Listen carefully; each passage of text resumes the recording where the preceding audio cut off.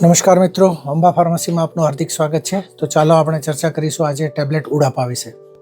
Tablet ઉડાપા એક ડાપાગ્લિફ્લોઝિન નામની દવાનું ઉત્પાદન છે, જે સામાન્ય રીતે 5 અને 10 મિલીગ્રામ ઉપરાંત અન્ય દવાઓના સંયોજન જેવા કે સિટાગ્લિપ્ટિન અને મેટફોર્મિન સાથે સંયોજનમાં પણ જોવા મળતી હોય છે. અન્ય ઉત્પાદનોની વાત કરીએ તો આપણા દેશમાં ડાપાનોમ, ડાપારીલ, ડાપામેક, ડાપ્લો જેવા અન્ય ઉત્પાદનો ભારતીય બજારમાં દરેક દવાની દુકાન પર જોવા મળતા હોય છે. ઉડાપા ટેબ્લેટ એક SGLT2 ક્લાસની દવાનું ઉત્પાદન છે, જે આપણા શરીરમાં રક્ત દ્વારા શર્કરાનું પુનઃશોષણ થતું આપણી કિડનીમાં અટકાવતું હોય છે, જેને કારણે આપણા રક્તમાં શર્કરાનું પ્રમાણ ઘટે છે અને વધુ પડતી શર્કરાનો મૂત્ર દ્વારા નિકાલ થતો હોય છે, જેને કારણે દર્દીના લોહીમાં શર્કરાનું પ્રમાણ જાળવી શકાતું હોય છે. મિત્રો, ડોસેસની વાત લઈએ તો સામાન્ય રીતે એક ટેબ્લેટ 5 થી 10 મિલીગ્રામની ભોજન સાથે લેવાનું ડૉક્ટર સૂચવતા હોય છે.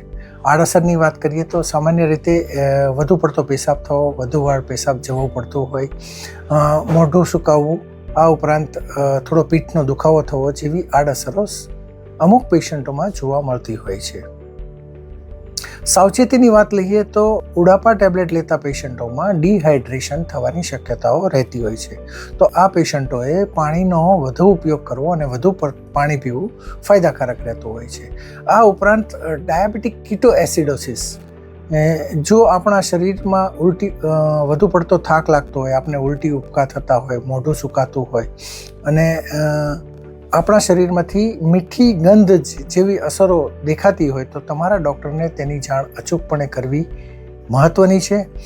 તો તુરંત આવી પરિસ્થિતિનું તમારા ડૉક્ટરને જાણ કરશો. તો મિત્રો, આ વિડીયો જોવા બદલ આપ સૌનો ખૂબ ખૂબ આભાર. અને જો તમને વિડીયો ઉપયોગી લાગે તો વિડીયોને જરૂરથી લાઈક કરશો અને આપના મિત્રોમાં શેર પણ કરજો. તો ફરી મળીશું મિત્રો નવી દવાની માહિતી લઈને. ત્યાં સુધી આપ સૌ મિત્રો સ્વસ્થ રહો, તંદુરસ્ત રહો, ખુશ રહો.